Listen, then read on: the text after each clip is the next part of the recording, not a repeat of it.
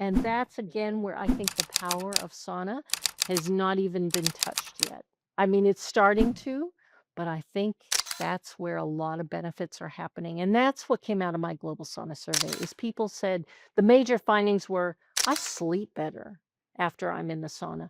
I feel better after I'm in the sauna. But it's hard. We don't have biomarkers for all of those things yet. So that's where I think we're watch this sauna space.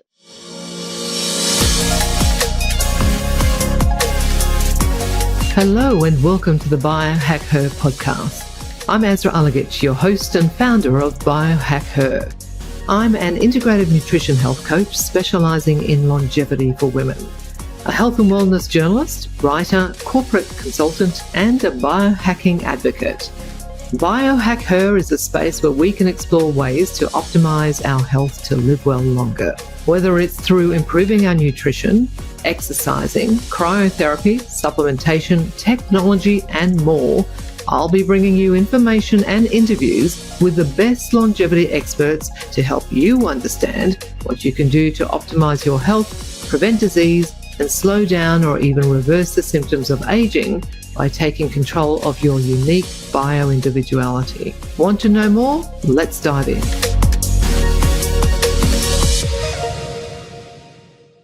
Dr. Joy Hussain, welcome to the podcast. You are an integrative medical practitioner, but also a researcher as well, in particular on the benefits of sauna, which I think is absolutely fascinating because I love a good sauna, I must say, and I do a sauna 3 to 4 times a week. But we've all heard that saunas are good for you, right? But medically speaking, what's actually happening inside the body during sauna exposure? Can you outline that for us? Well, that's a trick question because it's like asking what happens to our body in exercise. These are both activities that are multi-system, multi-organ activators. So there's a lot going on when we get into the sauna. And what happens in you is very different than what be happening in me. So every person is a little different on how much of activations, but we can talk roughly. Okay, yes, you walk into the sauna and it depends on what type of sauna you're talking about too. So there are so many different types of saunas now. But let's talk about the most common one that's researched at least, and that would be say a traditional or Finnish style sauna. So it's a dry sauna, tends to be lower than 20% humidity. So when you walk in, first thing you do, depending on what the settings are, your skin has receptors that are temperature receptors that are sending signals to your brain. And in particular in your brain, the hypothalamus, that's where the relay station for what we call thermoregulation or our temperature regulation is. And that sends messages all over the body through the autonomic nervous system. And that's the nervous system that's automatic that we don't have to think about.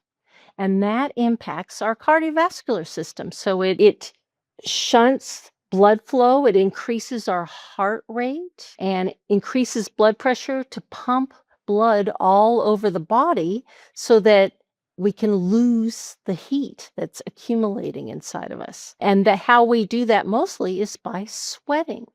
And so we start to secrete, it's 99% water-based, onto our skin, and then it evaporates. And it's the energy that uses to evaporate it that cools us off. We have to use that heat to evaporate it. And then there's feedback mechanisms that go back to the hypothalamus and say, okay, we're cooling off, or no, we're still heating. We need to keep pumping out the sweating. And those kind of activations have downstream effects on all kinds of parts of the brain, parts of the immune system. So it's complicated. It's not as easy as saying, oh, just this happens and this happens. There's actually probably about a coordination of 500 things that are happening when we walk into the sauna. And that makes it difficult to study. So, I'm sure it does. I mean, 500 plus things that's happening within the body when you walk into a sauna. I've never heard that before. That's crazy. well, I'm guessing, but it's probably more than that. It's probably 1,000 different things. We are such awesome organisms. Actually, all organisms, all life is absolutely awesome. And so Yeah. trying to simplify it, which we often oversimplify to try and discuss benefits and things. But anyway, that was a very overwhelming way to start. So Not at all. But you've often said that sauna is misunderstood in medicine. What do you think are the biggest myths about sauna that frustrate you as a researcher in sauna? well, first of all, there's a lot of researchers and also I'd say practitioners too who might dismiss sauna as, oh, that's just a relaxation activity or that's just an indulgence. Or there's attributing sauna to be only a detox device. And I think all of those are missing the just these wide range of health benefits that you can get from exposing yourself to heat and sweating.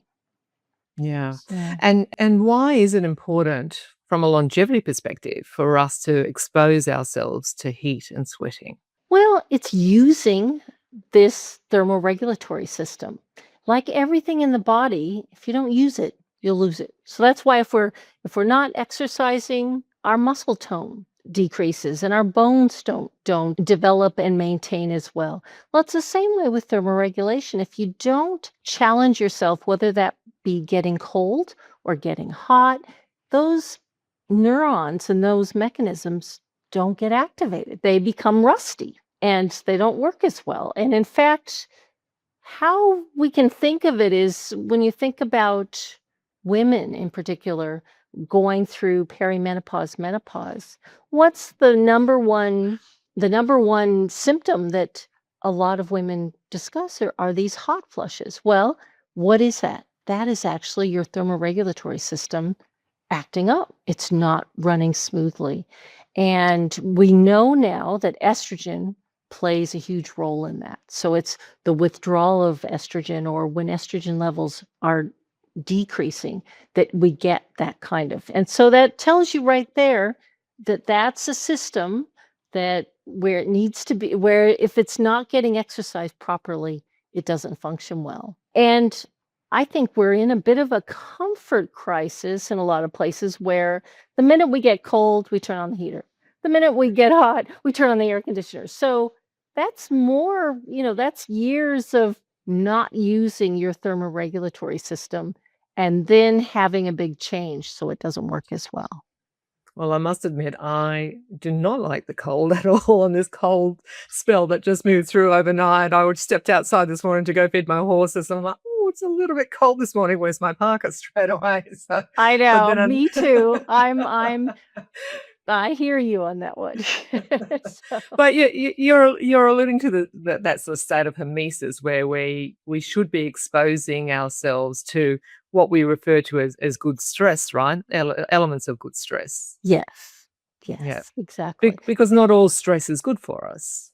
Right. And what is stress? I mean, you have to define what do you mean by stress because there's physiological stress, internal stress, there's mind, psychological stress, and they have different pathways that get activated with each of those. So a lot of it is terminology. We get lost in a lot of the terminology when talking about sauna. So that's another problem I have with the research around sauna is it's being done in different silos. So sports doctors are doing a lot of the research versus cardiologists are doing a lot of the research, and they get silo vision. They get tunnel vision on what they want to study. And if you don't think about the whole body as an elaborate connection of all different types of systems, then I think you run the risk of missing what are some of the wealth of benefits you can get with sauna.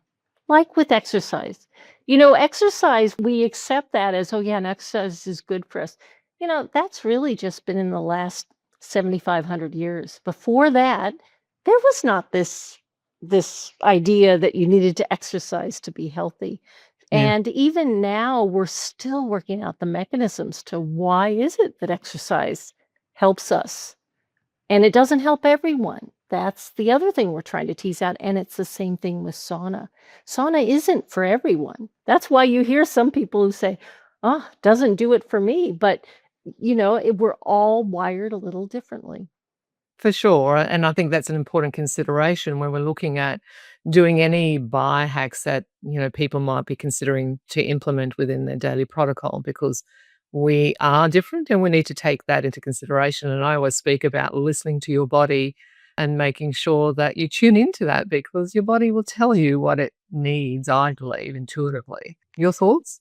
Yes, I agree. And I think when we go to optimize, that's where it's nice to have guidance of different things to try. And that can include, look, I'm trained as a, allopathic physician. So I use medicines too, but I find the longer I'm in practice, I keep veering more towards lifestyle medicine because I'm realizing that when we have turned to the list of medications, and looking at the pharmaceutical model, we're often ignoring the basics, like good food, making sure we food, good elimination, making sure our digestion is running smoothly, and activity and connectedness and all the things that curiously we hear that are help prevent cardiovascular disease and help prevent dementia. All the same things that we talk about sauna being helpful for.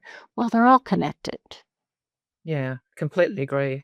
In your systematic review, what were the strongest health outcomes supported by evidence and which benefits are still overhyped? Well, the trouble with my systematic review is that I could only review what's been done. And there's a bias, like I said, in these different silos and where you get funding to do research. So, what's been studied the most? Cardiovascular disease, and especially heart failure, of all things. So, where's the best evidenced benefits? Well, it's with cardiovascular disease and with heart failure. And some of these, and a lot of the studies are out of Japan and Europe. And that's just because that's where the most studies have been done. I think with sauna, it hasn't been studied in the wide range of all its benefits. In fact, just I'd say maybe the last 5 years, we're starting to see more studies that are looking at the mental health benefits, which there was some suggestion in my systematic review of that. And that systematic review is over 10 years old already now. So there's a lot that's happened in the sauna research realm since then. But I would have to say mental health, there were only a handful of studies that had looked at depression, using the sauna in depression and using it with pain, so pain sensations. But I think we're going to find as more and more studies are being done, we're going to see more evidence of benefit for that. So yes, in answer to your question, cardiovascular disease was the number one thing that saunas had been proven to have evidence of benefit for. And dementia is tacked on to that because we're still working out, well, what causes dementia? I'm suspecting it has similar threads as cardiovascular disease. And we refer to that as inflammation, but that's a big word.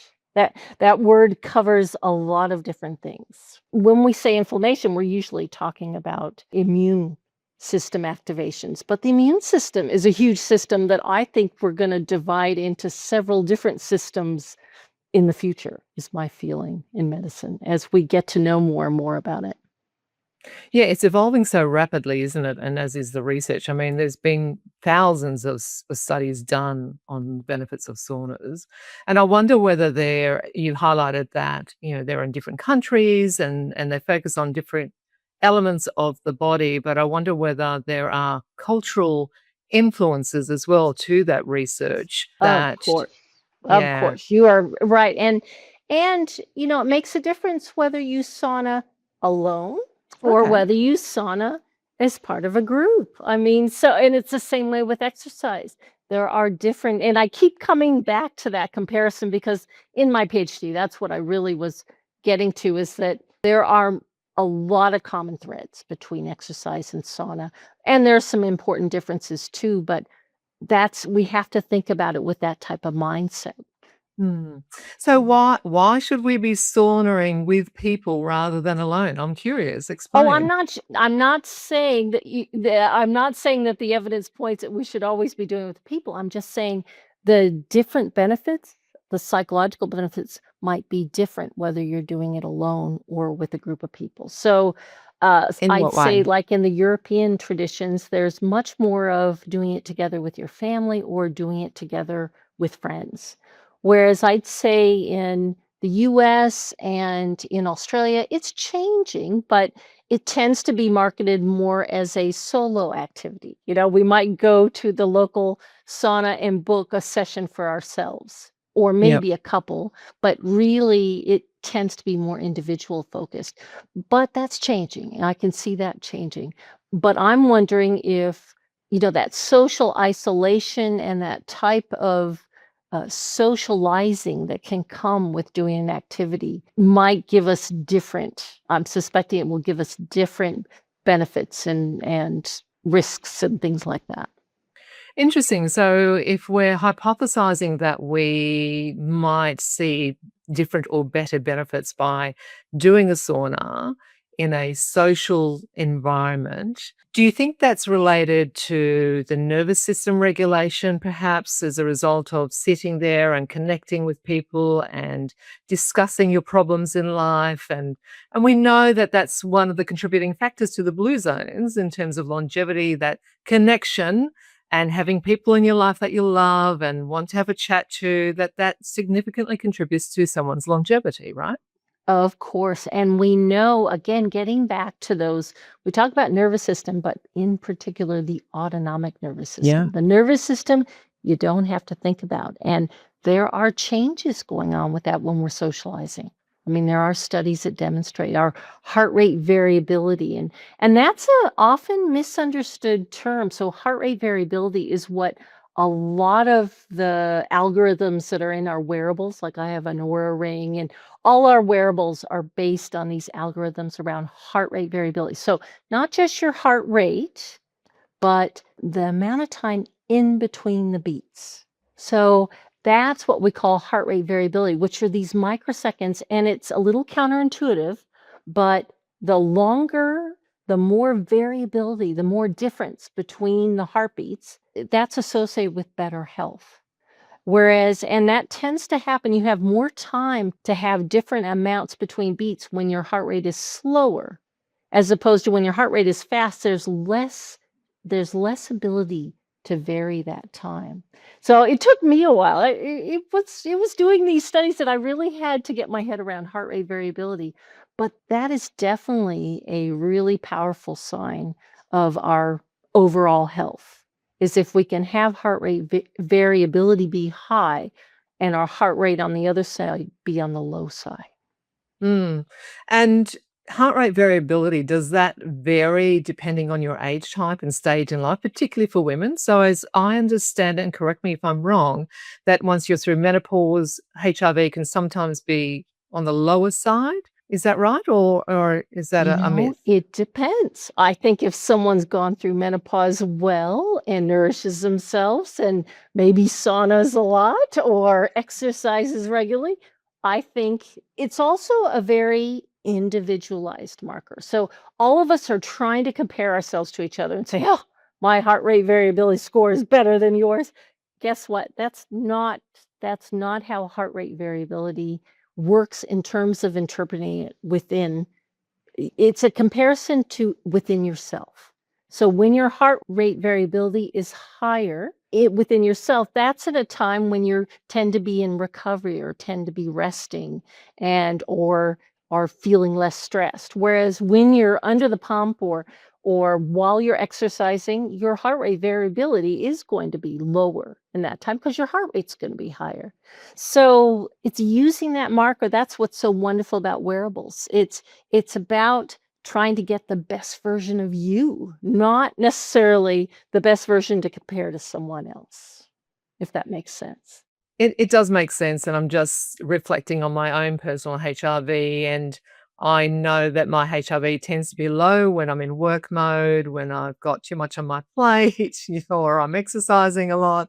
And then as soon as I go into rest mode and take some time out for myself and do some things like have a sauna or go and have a massage or whatever it might be, that my HRV starts to increase then. And particularly with breath work as well, I find that really helps to increase my HRV. Now you have just stumbled on something that I really would like to study because you're highlighting one of the findings I did in my clinical trial. So I haven't really talked about, there were kind of three different stages in my PhD. You refer to the first one where I did a systematic review, where I was looking at, well, what has everyone found out about sauna and health to start with? And then the second thing I did was what's called a cross-sectional survey. I did a global sauna survey where I asked 72 questions about sauna bathing of as many people around the world as I could. And I have got nearly 792 responses, and over 500 completed the whole 72 questions, which was really good. And I got lots of Yeah. interesting data about that. But it was the third thing I did that I want to go back to, that I looked at women, because one of the things that came out of those first two steps is that I realized we weren't looking at women in the sauna. We were always excluding women because of what I mentioned before, because our thermal regulation, our temperature regulation is so intertwined with our female hormones. And these female hormones don't stay real static. Either premenopausal, they're always they're cycling with our menstrual cycles, but even in postmenopause, our female hormones are changing more than more than the male hormones of men. So we're difficult to study when it comes to thermoregulation. And so scientists will often take the path of least resistance. Well, we'll just exclude women so we don't have to Exactly. worry about that being a confounder. So when I came to that third step of my PhD, I said, I want to focus on women. They've been ignored. So I did a what's called a crossover randomized clinical trial where I looked at just women and I put them through three different arms. One was a control arm where I just measured a variety of different physiological parameters with them just resting. And I looked at things like heart rate, I looked at breathing rate, I looked at temperature regulation, I looked at skin temperature, blood pressure, and then I looked at heart rate variability, which we just talked about. And then what I did is check those things and then put them through an exercise, because I was wanting to compare sauna directly with exercise in women. So I had them indoor bicycle, and collected those same parameters. And then the third arm was going into an infrared sauna set at 60 degrees, and they went in for 3 15-minute cycles for a total of 45 minutes of activity. And they had 5-minute breaks in between those three.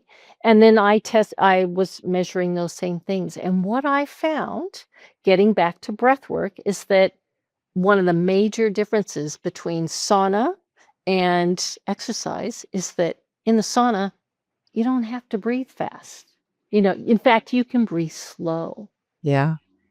Whereas in exercise, you are increasing your oxygen demands. You have to breathe faster to get those same cardiovascular changes. So coming out of that, a lot of when I was submitting the research for review, a lot of researchers said, well, oh, duh, that's obvious. That's just physiology. And I said, no, that's not. We're not thinking about this, the same way. No, it's not just. And that when we exercise and we use more oxygen, we actually produce more metabolic toxins, things we call like reactive oxygenated species. Our bodies have to work harder to get rid of those things in addition to getting the benefits from exercise. So that's where I think sauna has this lever of potential that we haven't studied yet. What about doing breath work in the sauna? I think there could be layers of benefit there that are unexplored. Well, if you ever decide to do that particular study in a lot more detail, I'll sign up for it because I do breath work in my saunas. Good. Me too. Me too. I do think I think it is adding like frosting on a cake of benefits. So don't stacking the worry, hat. I'll take you up on that when it comes time. Good. I hope so. Well, I mean, like anecdotally, as I said, it's I've been measuring my HRV because it's something that I've been focusing on, and I have noticed a difference. So maybe there is something in it. So we shall say. I definitely think there's something in it, but proving it is a different kettle of fish. Yeah, of So- course. Look, the Finnish study on saunas has been widely cited, right? And particularly in terms of the perceived benefits of towards longevity. And again, you mentioned cardiovascular disease as well, and that was highlighted in that particular study. Do we know if it's causative, or are we overestimating the data, do you think? Well, I can definitely say we haven't proven it's causative yet. What we have done is we've suggested some very strong correlations. So yes, this population, and here we are talking about a very particular population in Finland, Eastern Finland. And this population of initially it was mostly men. They only allowed women after it was going for about 10 or 20 years. And they're like, oh yeah, I guess we need to add women in there too. Go But figure. no question of it. These cardiovascular benefits, but let's get it straight. This population, they're frequent sauna bathers. Yeah, they are. They Yeah. were, in fact, they had troubles when they were studying. So they did something called observational studies. So they took a cohort of people, signed them up, characterized them up and down, and then followed them. So they did over 2,000 men to start with, and then now I think it's over 4,000 now, and it's still ongoing. And they followed them over 20 years. And now it's probably getting closer to 30 years that they're going to have data on. And what they noticed is those that sauna bathed 3 to 4 times a week compared to those that sauna bathed just once a week. They couldn't get enough people, men, especially in the beginning, who didn't sauna bathe at all. So we have to keep that gets missed in a lot of coverage about sauna bathing, it's a frequent thing. It's not a one-off thing. These are people that have been doing it, year in, year out for over 20 years and that frequently. So that's where the sweet spot is with sauna that we know of with the cardiovascular. It wasn't just cardiovascular. They looked at respiratory benefits, less pneumonia. They looked at dementia, less onset of dementia to those that are frequently sauna bathing.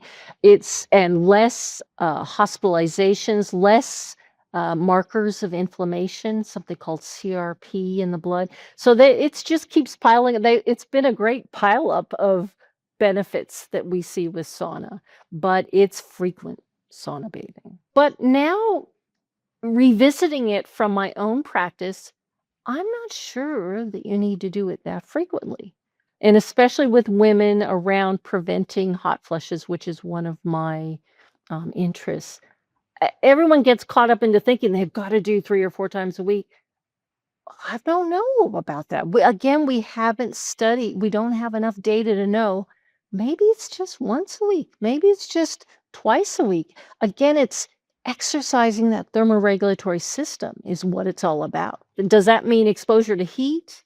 Does it mean exposure to cold? We haven't even talked about it. Does it mean heavy sweating? I don't know. I'm not sure. I don't think we have enough data to answer that question definitively yet. Yeah. For women in particular, or for men and women? Well, men and women, I think there's so much more data on men than there are women. Women are tricky and they're challenging, but I also think that might be where there's more benefit.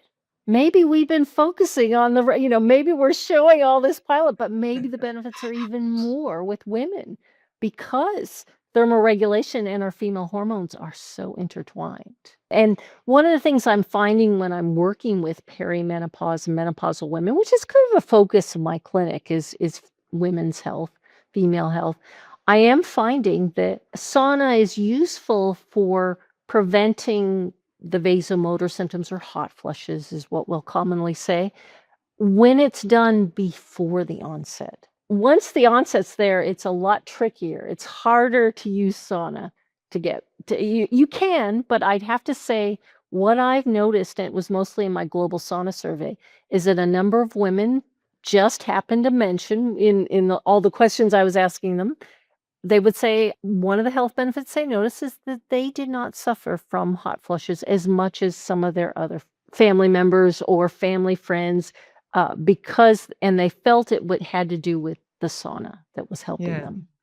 Well, that's interesting because I had Dr. Anna Carbacker on the podcast some time ago, and she also advocates saunas for women going through perimenopause, menopause, for trying to mitigate the hot flashes as well. So she's an advocate for it.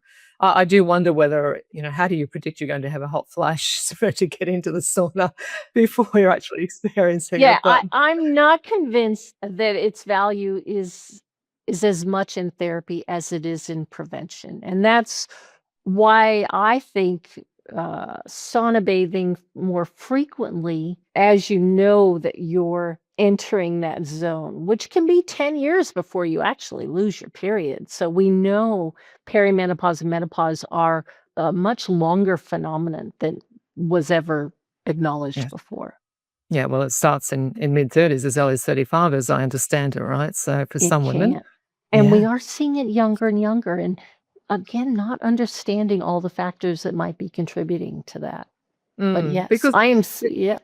yeah. So I was just going to say, Joy, do you think that's because, I know we're going a little bit off topic of the sauna, but do you think it's because we are starting to see epigenetic influences that may be contributing to women starting earlier in perimenopause? Or is it that we just weren't studied enough and we're starting to better understand how perimenopause works? I think I have to take both of those options. I can't just choose Right. one. I think you're right. I think and there's probably options we're not even talking about that we don't even know about yet that might be going on there. Is it that women are starting their cycles earlier? I mean, that's another phenomenon that, Yeah. and what are the influences, the epigenetic influences that might be leading to that. So there's all kinds.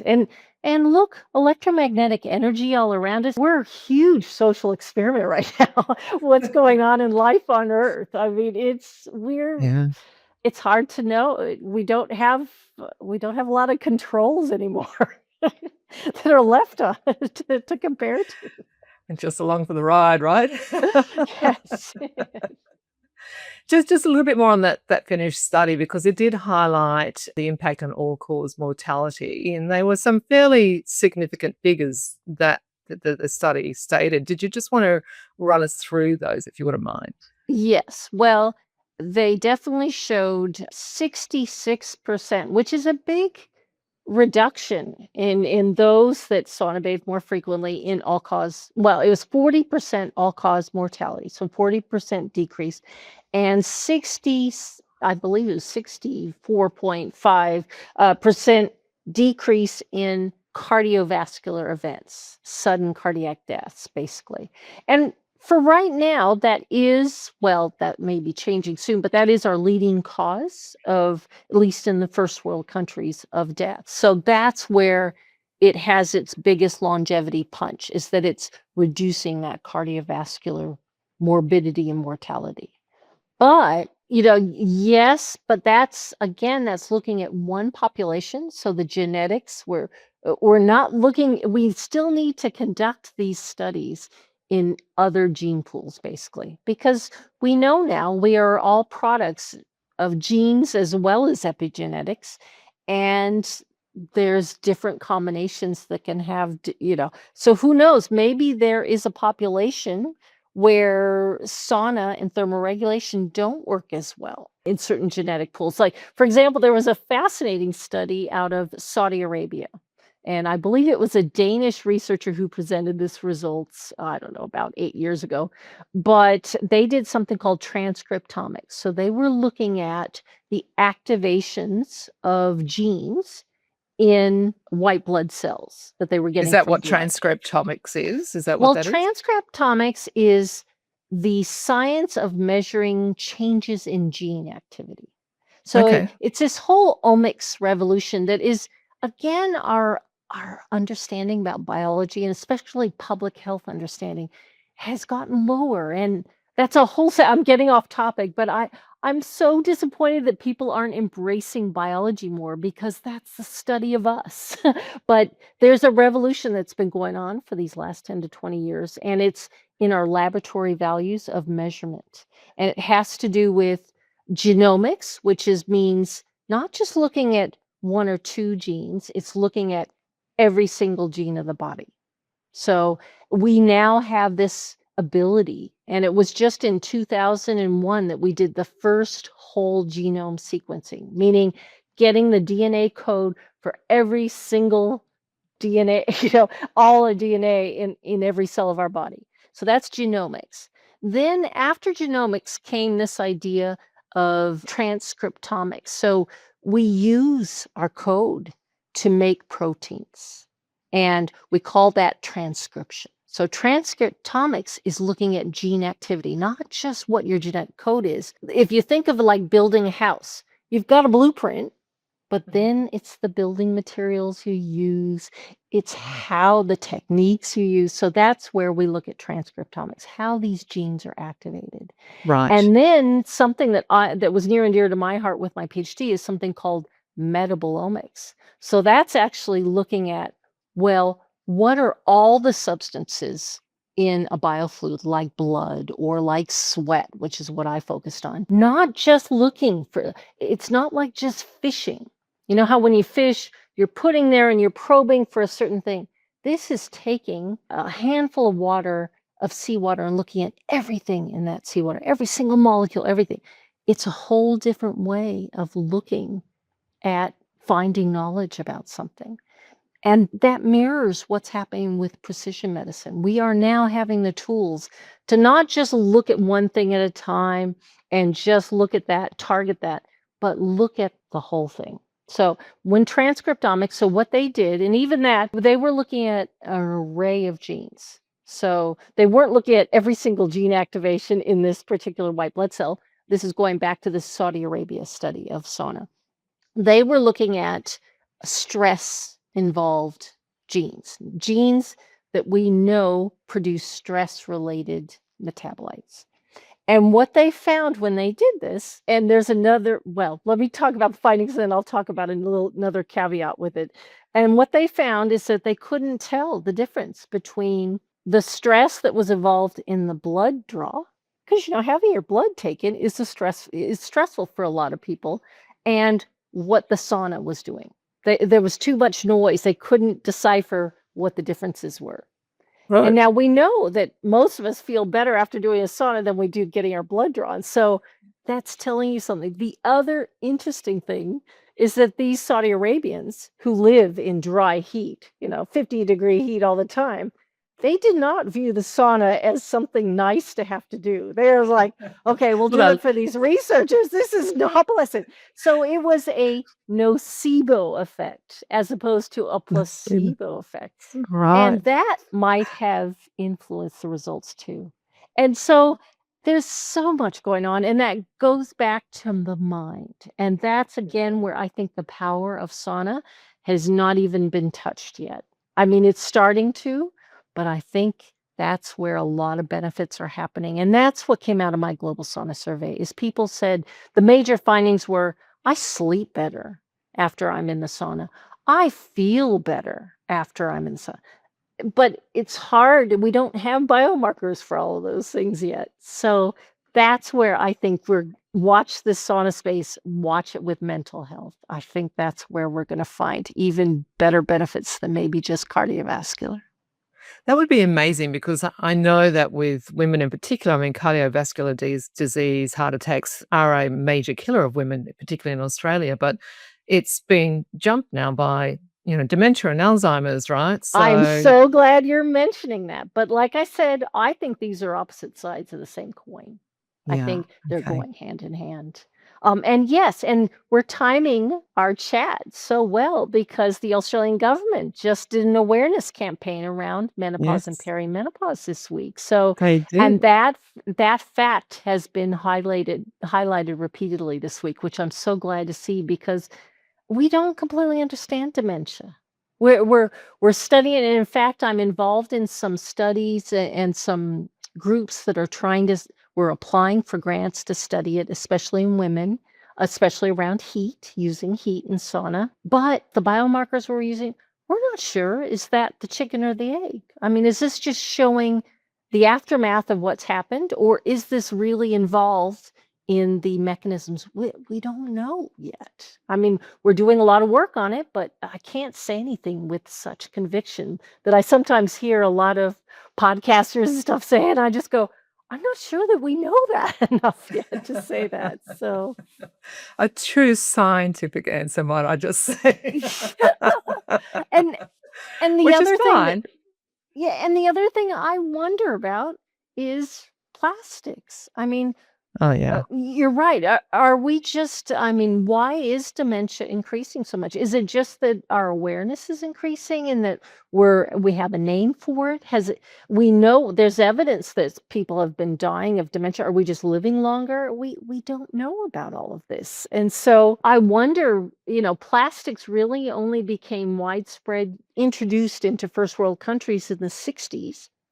They really haven't touched every corner of the world till probably more the 90s. And now that we're finding microplastics especially are get concentrated in our brain tissue as opposed to other tissues of our body, I can't help but wonder maybe that's the epigenetic factor that we're up against. And that's where we get to that whole sauna detox, Is Yep. is some of the benefit of sauna detox? Well, that's where there's a lot of controversy, and it's a problem of lexicology too, because when scientists refer to detox, we're talking about usually detox from harmful substances like alcohol or detox from carcinogens. Whereas when people, especially sauna goers, are talking about detox, they're talking about that depurification feeling, that kind of renewal feeling. That's so our terminology gets really mixed up a lot. And then there's the whole scientists knowing and practitioners knowing that, look, our major detox, human detox organs are our liver and kidney by far. I mean, that's where 90% of what's going on. But that's not to say that nothing is going on in the skin and sweat. And it really, you asked me before, what bothers me about scientists talking about saunas? Well, I just hate when someone says, oh, look, the only thing in sweat is water and salt. I'm like, no, that's 50-year-old thinking. We know now in using these new laboratory techniques, like I explained with metabolomics, there is so much more in sweat than we ever imagined. And yes, it is 99% water. And yes, there's a lot of sodium chloride, but that's not all. And we find evidence of heavy metals. And in my study, I found evidence of organophosphates, even some that were banned 10 years before, forever chemicals. Some of those are in us and they're in our sweat. So, as well as synthetic pyrethroids. So, what we use to repel mosquitoes, well, that's in our sweat too. Luckily, there's evidence that metabolizes fairly quickly, but things like the organophosphates and some of these forever chemicals don't metabolize as quickly. No, which is a real concern, isn't it, for your health overall and your longevity, Yes. because you're not wanting those forever chemicals to be sitting in your body for forever. No. And another interesting thing about sweat is there's a lot more fat in sweat than we ever imagined. So we always talk about, oh yeah, it's 99% water. But that's not to say that there isn't lipid particles in there. And it's the lipid particles that are fascinating and understudied. So I'm suggesting some of those lipid particles might be hormones, that whole idea of pheromones, and no question, we've got lots of interesting oddball studies out there. So women, when they live in the same household, they can often start to sync their menstruation. Yep. Look, it's probably something coming out in our sweat. Now, there was a recent study, maybe about 3 years ago, published saying, oh, we've debunked that. There's nothing to that. But when I actually read the bones of the study, they included women that were on the pill, which is not the best way to study that because those women are having controlled levels of hormones. Yeah, of course. So when they said they debunked it, I said, oh, that study wasn't done very well. I'm convinced, and you talk to almost any woman who's lived with another woman, and there is something that happens around periods. There's no question. I've experienced it Definitely. myself so many times. And Yeah. if anything, those who are taking the pill or on some sort of hormonal control, they're the ones we sink to because they're the ones that can't change as much as others can. So there's so much we don't know. We're at a tip of an iceberg with a lot of this. Well, I think your research in sweat as a biofluid is really fascinating because, I mean, who would think that sweat could tell us so much about our health? And you've just outlined a little bit there, but it seems like it could go on forever in terms Oh, of and some of this the is things all you could. old findings. Right now, what's gone on the last 5, 10 years since I finished my PhD, there are so many startups. So it's more in the startup area. They're creating these devices that are powered by your sweat because there are all these electrolytes in sweat, as well as some heavy metals and things. Think about batteries. They're creating chemical batteries from our own sweat.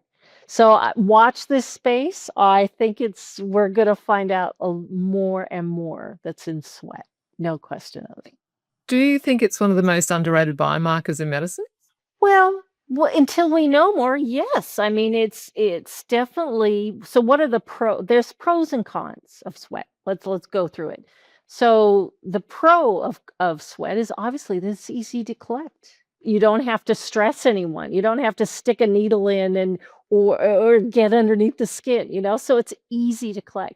But that's also it's its superpower is also what makes its kryptonite because it's easily contaminated with all kinds of things. So I worked with a group that was trying to use it to look at glucose metabolism because there is glucose levels that fluctuate in sweat.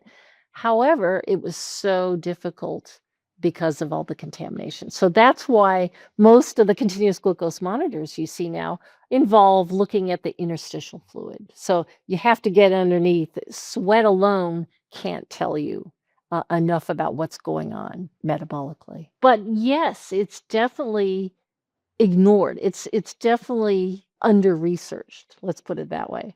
Whether it's going to have the same potential to tell us as much, I'm not sure. I mean, there's layers to that too. For example, going to something as basic as water. The properties of water are different when it's in a confined environment versus when it's in an open environment. So sweat is in an open environment. And in fact, sweat is designed to evaporate. So already when we collect sweat, we're already missing something. Something's already gone in the air. And in fact, there are groups working on research groups trying to capture not only sweat, but the air right around as you sweat because we're missing those molecules. They're airborne. And those are things like volatile organic chemicals.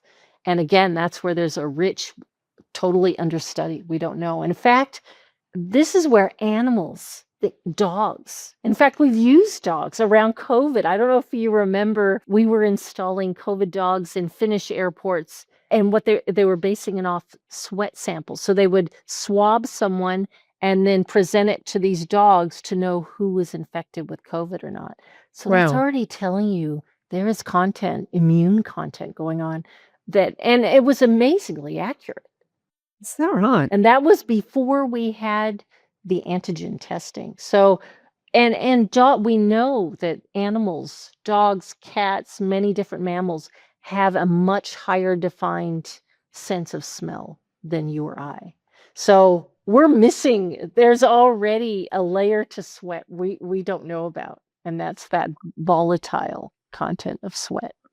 It really is quite amazing. And you mentioned plastics in sweat, and I wonder whether you can shed any light on the theory that if you're doing a sauna and you're sweating out the toxins, are you sweating out plastics as well, microplastics, Oh, and or is yes. that just a myth?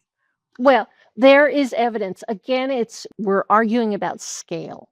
Now, most of these plastics are cleared through our urine to a much greater degree than to our sweat. But no, there's evidence of many different BPA, phthalates. There's definitely evidence of these in our human sweat. But the amounts that are getting clearing in sweat, especially, sweat just taken on a casual day or just one sauna session, that's minuscule compared to the amount that's cleared through your liver and kidneys.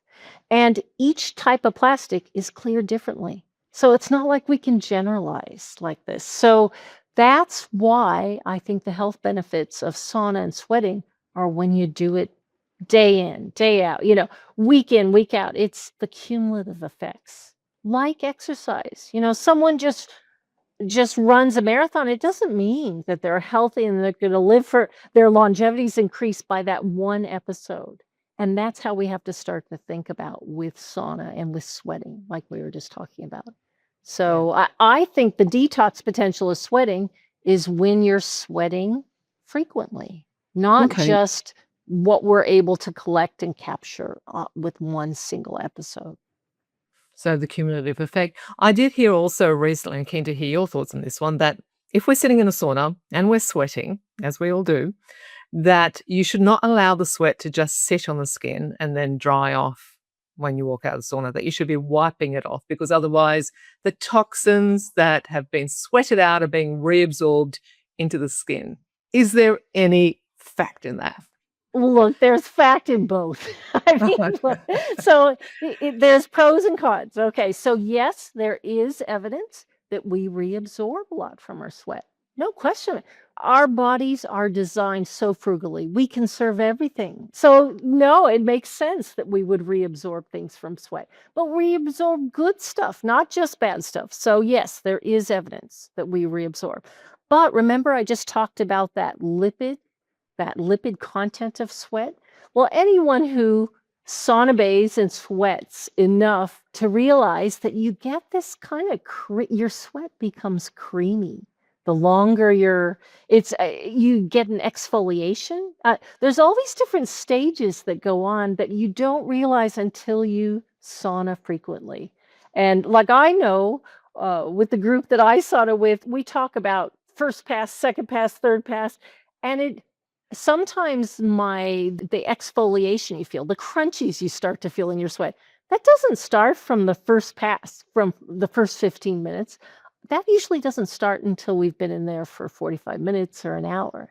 And then it's what I notice is the creaminess is afterwards. So I've changed thoughts on that. And look, there isn't evidence about this. There is evidence that it improves our skin, that saunas improve the lipid layer, the water barrier functions of our skin. There's some really good German studies around that. But you only get that if you let the lipid portion of your sweat remain on. If you go underneath the water with soap and water and remove that, yeah, you might be removing some of the toxins, but you're removing that lipid benefit as well, that creaminess that is adding that moisture barrier to your skin. You've mentioned exercise a lot in comparison to sauna, and I think it's fascinating that sauna often behaves like exercise for people who can't exercise. Yes. Is sauna an exercise mimetic? Well, it is in the ways that I told you. So you're getting that increased cardiovascular, increased blood circulation movement, which is part of that benefit to the linings of the blood vessel. But I mentioned before that exercise makes you breathe faster. And exercise actually creates metabolic toxins that you have to get rid of.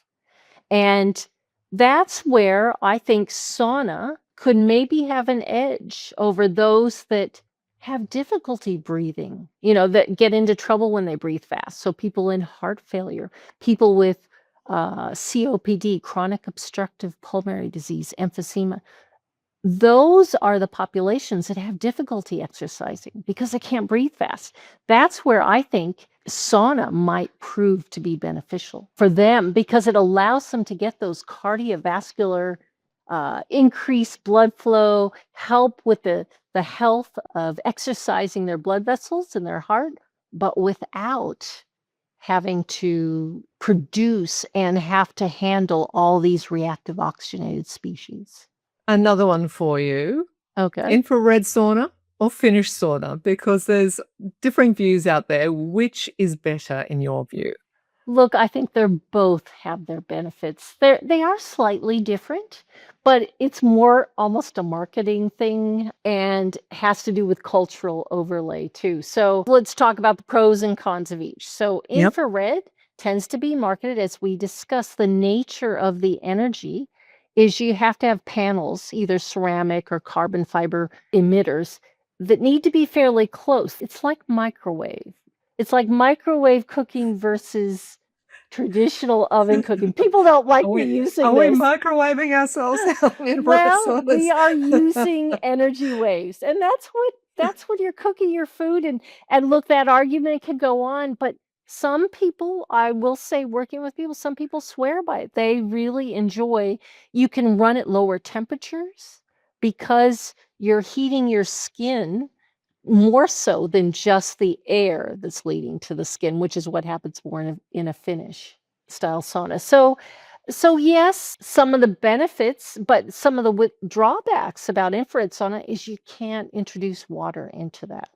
If you introduce moisture or water, that doesn't work well with the infrared emitters. So you really can't be using contrast therapy within the sauna the way that you can in a Finnish style sauna or traditional sauna, where you can pour water and create little steam baths. I mean, we haven't talked about the difference between infrared and traditional and steam sauna, or wet saunas, we're sometimes called them in the literature. So those are different. So they are all a little different, but there's benefits and drawbacks. And look, infrared saunas are cheaper. They're more affordable. They're more portable. But that's a marketing thing. Could we make Finnish style saunas that are more individual based and smaller and more portable? Yes, but that's not how the marketing and the cultural overlay has worked. So it's kind of a trick question, but I have both. I have one of each. I have a Finnish style sauna that's larger, that my husband and we had to build. So it was more expensive. But that's the one we use when we want to have a social sauna, when we want to have our neighbors over for a sauna, or when we both want to get in. Whereas my infrared sauna, it's really, I mean, it's marketed as a 2 or 3 person sauna, but who are we fooling? It's really for one person. It's Yeah. really only comfortable for one person. I have squeezed a few friends in there before, but it's not the preference. But I can have Bluetooth. A lot of them are Bluetooth, so I can get work done in the sauna. Yeah. So to me, that's a benefit that I can't do with my infrared sauna. It's harder to do work in the traditional Finish. sauna. So Yeah. I actually think it's a trick question because we're all different in our preferences and our needs and what time in life we're at. I mean, that's the other thing is our sauna protocols and things need to be not only individualized to the person, but where they are in their life. A 20-year-old, I'm going to devise a different sauna protocol after running a battery test on them. It's going to be a different sauna protocol than that same person if they present to me at 60.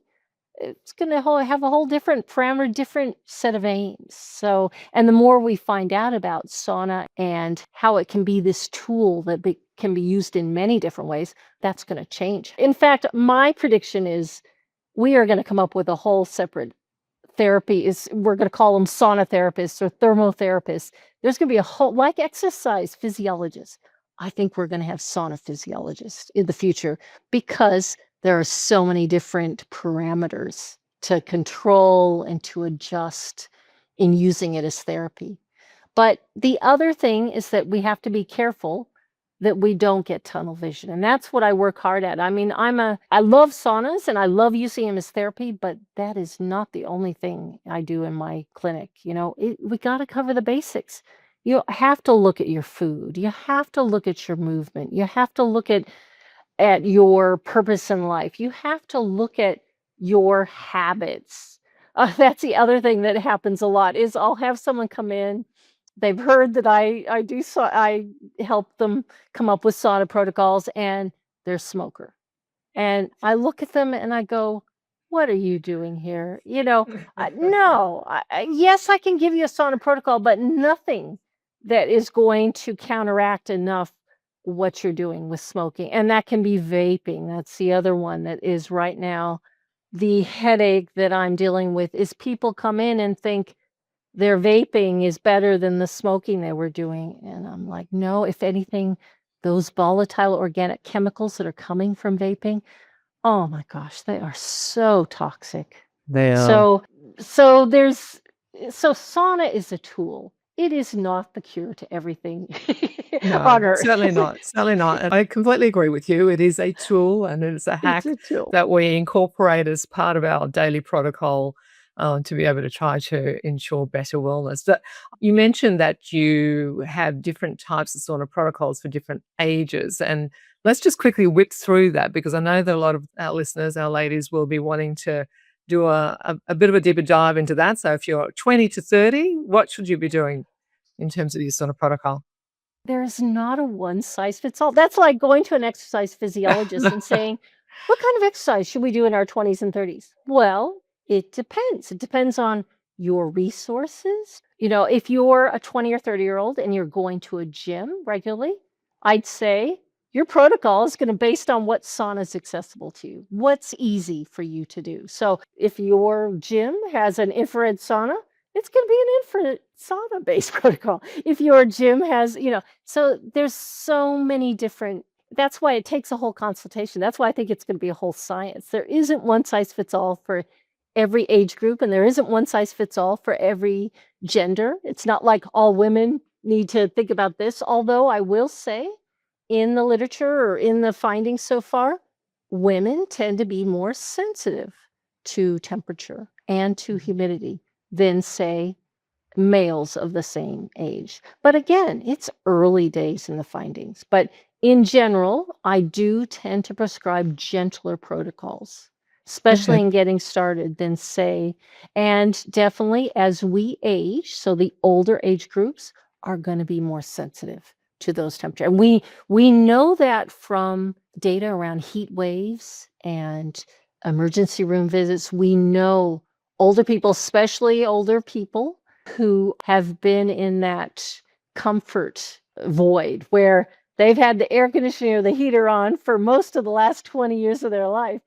So their thermoregulatory system is just so unexercised and so super sensitive.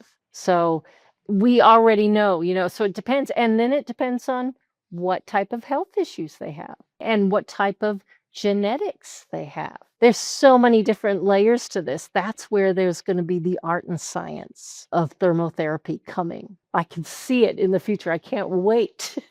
But that's what I want to see get going, is that this is a tool that is so underutilized. And I think it's getting that mindset the way we had to do with exercise in the 1960s, 1970s. We need to get that awareness that, hey, it's not just an indulgence.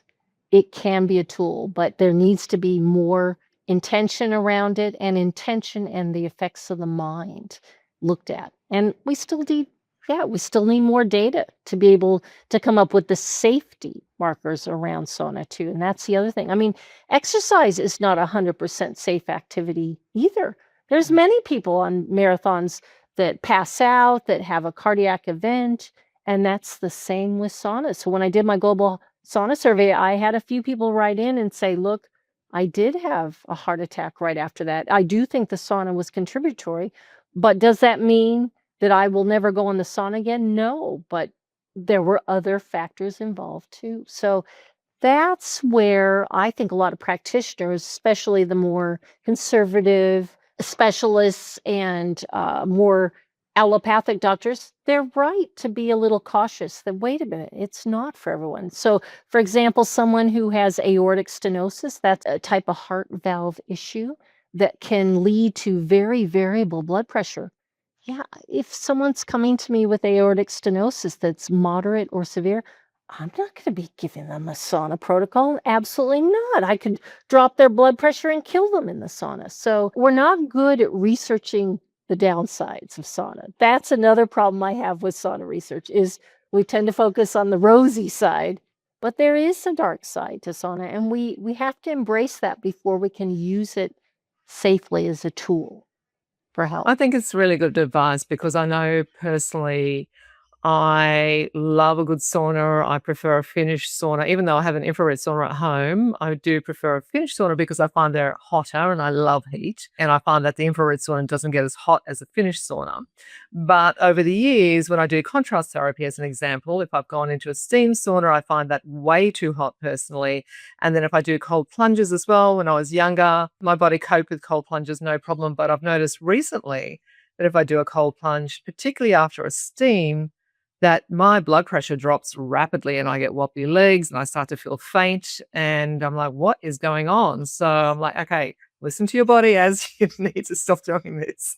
Well, you've brought up another we haven't covered this yet, but I hinted that steam saunas are a different beast. And the reason why is we discussed that our major way of thermoregulation as humans, as mammals, is by sweating. And the way that sweat works is by that evaporation. Well, guess what? When you go into a 90 or 100% steam sauna, do you think any evaporation can happen? No. Absolutely not. So even though you feel like you're covered in sweat in a steam sauna, your sweating it doesn't absolutely shut down, but it is vastly reduced because your sweat can't evaporate. Now, when you walk out of that steam sauna, yes, suddenly, especially if it's not as humid outside, yes, then suddenly you're able to sweat. But with that, that's a bigger, so your core temperature has gone up. It goes up higher and faster. There's really good Polish studies that have compared dry saunas versus wet saunas. No question about it. A steam sauna, a wet sauna, causes more stress on the physiological system. So that means your heart rate goes higher, quicker. Your blood pressure goes higher, quicker in a steam sauna as opposed to a dry sauna. So no question of that. And then when you throw contrast therapy, which to me is another way of racking up the intensity of sauna, or racking up the intensity of stress that you're putting on your thermoregulatory system. Yeah, so it doesn't surprise me at all that if you don't like steam saunas to start with, and then you add on contrast therapy, it's like you've decided to go from a 5K run to a marathon in one weekend. It Yeah. just doesn't. No, your system is complaining. No question of it. I get it. You've touched on some medical conditions to consider when implementing a sauna protocol. What medical conditions do you think sauna should be used alongside conventional treatment, but currently isn't? Well, heart failure is the big one that I don't see adopted enough. In Japan, they have some infrared, it tends to be infrared, something called WAN therapy, that they actually have available in their hospitals as part of cardiac rehab. Whereas again, we won't touch it. We're in a prison of ideas here that it has no role. In fact, we tell most people if you have a cardiac condition not to get into the sauna, whereas really there is a safe time, maybe not when you're unstable and just had a cardiac event, but definitely I think 3 to 6 months afterwards and you are recovering. I think sauna can be part of that. So I'd like to see sauna be more used as adjunct therapy in heart failure and in cardiac rehabilitation, late cardiac rehabilitation, not acute. I also think with depression and mood instability, and then I'm involved right now in setting up studies around perimenopause and menopause. I think we should be starting to at least get the data to look at and test it, because I suspect it could be part of our therapy as opposed to just straight going to hormone replacement, or for those who can't take hormone replacement. So someone who's had a breast cancer or other female hormone related type cancer, they don't even have that option. So giving them another option like this, like sauna, would be I think, a good adjunct therapy. But now you're bringing up something really interesting, and this is our directions of study. So I've been experimenting there's a new drug out for hot flushes for women who can't take hormone therapy. But there's no question of it. Menopausal hormonal therapy works the best for taking care of and of vasomotor symptoms, hot flushes. But there's this new medicine called Veoza that has been available in Australia almost 2 years now. And I'm starting to see that it it has some benefits. So one of the studies, it is working for some of these women that can't take hormones. And whether that's because they have a blood clotting issue. So that's another population a lot of people don't realize is someone who has had a pulmonary embolus or a blood clot in their past. Yeah, estrogen containing hormones are not on the list of what it's safe for them to take. So it is safe if they also take a medicine that anticoagulates them, which it starts to be an issue because now you're starting to have to take 2 medications. So anyway, this Veosa has actually worked kind of well with some, not all, but some women. And it makes me think it involves these receptors in the hypothalamus. They're called neurokinin receptors. And I'm thinking that would be an interesting one to compare alongside sauna. Like whether it'd be nice to do a crossover study to compare this Veosa, have the same woman, so do a crossover, have them take the Veosa for a while, then a washout period, then sauna regularly, and then a washout period, and then maybe do both. And then maybe have them do nothing at the beginning. So we get a sense, maybe there's synergistic benefits of that. Again, this is all unexplored territory, in terms of funding, which is the hard part, is who funds Yeah. this. And that's why women haven't been studied as much. Unfortunately, most of I shouldn't say this, but a lot of philanthropists, there's more and more women now, but most of them are men. So that at least I'm old, so most of what I've dealt with in the past, it's always been men. So it'll be interesting. We're coming into great times, great promising times to see if we can answer some of these questions. But that's an area of, that's really near and dear to my heart, is looking at how we can help help them. Yeah, absolutely. And I think there's some really great opportunities in women's health for investors moving forward and philanthropists who are wanting to invest in women's health research because it has been understudied. And I think it was only in 1993 that the FDA approved that women being included in clinical trials. And so that wasn't that long ago, right? No, it wasn't that long ago. So when we think about how women have been left out of the equation for so long and everything prior to that was developed based on male biology, then what have we been doing to ourselves, ladies, in terms of, right, in terms of And medicine all of our and guidelines therapies? are based on data that's mostly male. And Yeah, that has to change. We are it not does. little men, Nope. No, absolutely. One final question for you before I let you go, because I know you have to go. But what are the biggest sauna mistakes that people make that could blunt the benefits of sauna or even make it unsafe? Okay. Well, in my global sauna study, I also asked, what were bad sauna sessions like for a lot of people, and the 3 most common were bad headaches, low blood pressure.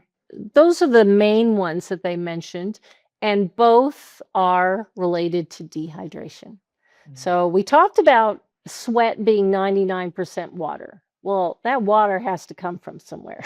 and, and it's got to be in you already. It's not like you can spray yourself with water and that's going to help your sweating. So I'd say people going into the sauna dehydrated, relative dehydrated, and they might not even realize it. But yeah, making sure that you've had plenty of oral hydration. And when I say that, I don't mean just water. That's a big misconception a lot of people have is, oh, but I drank 3 glasses of water before I went in the sauna.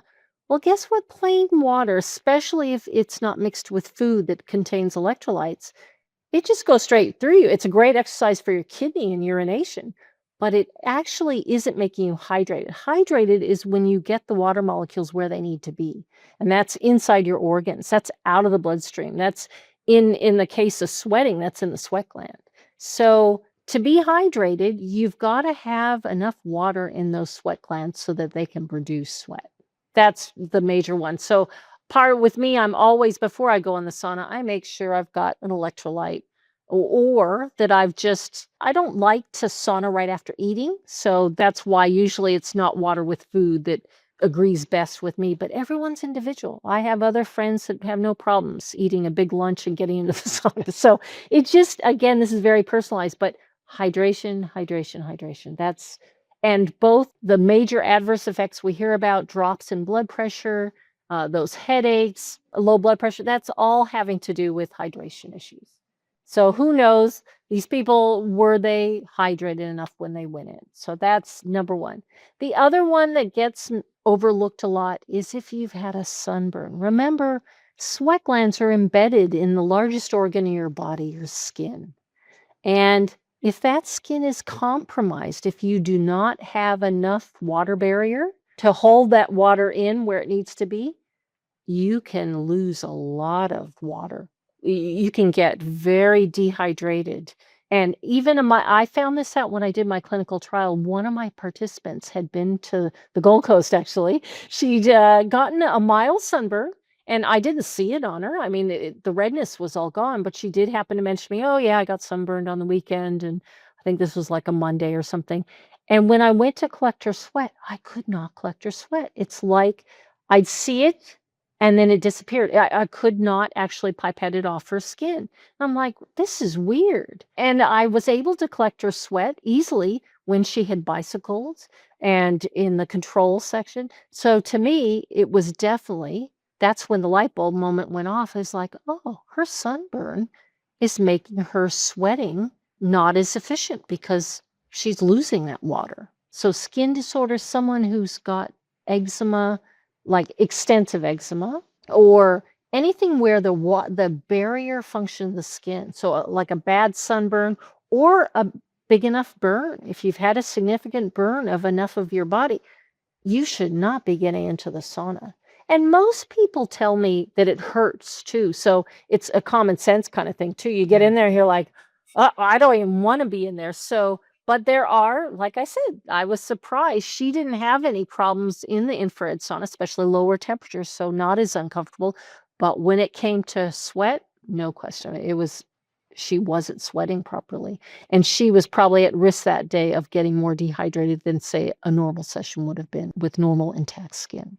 Amazing. Well, yeah, it is to me, I suppose, a no-brainer that if you've got sunburn or that you get any sort of third-degree burns, you do not go into a sauna. Yeah, but hey, don't assume everyone's got that common sense. No, absolutely not. I'm 100% agree. Not everybody is aware of that. That's the case. I know. I've gone and had a massage after I've been sunburnt, so that wasn't exactly comfortable either. So.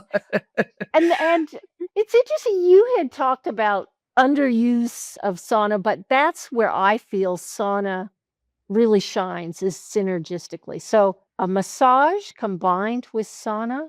Oh, the massage therapists I've gone to just said, oh, if everyone could have a sauna before they get a massage, they would get so much more out of the massage, because you don't have to warm up the muscles. They're already warm. You can just dive straight in. So it's the synergistic uses of sauna that also are very unexplored. Yeah, I love that. I love having the sauna before my massage because I agree with you. It warms up the muscles, and you don't feel like if they're going to do a deep, deep tissue or remedial massage, that you're not going to be jumping off the table as they start to get in there and get those knots out. At least you warmed up a little bit beforehand. Look, Yes. Dr. Joy Hussain, I would talk to you all day, I think, because you just have such a wealth of information and knowledge about you. And it's been an absolute delight to chat with you today. And thank you for all the work that you do. And thank you for coming on the podcast today. Well, it's my pleasure. That was a fun conversation. And I hope we both have a good sauna soon. So, I plan to have one tonight, absolutely. me too. With this weather, it's time. It is. It's getting cold, so it's time to get warm. Yes, exactly. All Thanks, right. Jen. Well, lovely to talk with you. And Thank you. in good heat. Well, that's a wrap for today's podcast. Thank you for tuning in. And if you'd like to learn more about biohacking, go ahead and sign up on my website at www.biohack-her.com to get a free copy of my 5 top biohacks to get you kick-started. While you're there, you can also check out my blog page for more tips on biohacking. If you'd like to subscribe to this podcast, you can do so on Apple, Spotify, and Google Play. Let us know if there's anyone you'd like us to talk to in particular, and we'll endeavour to get them on the podcast. Until next time, remember to live well longer.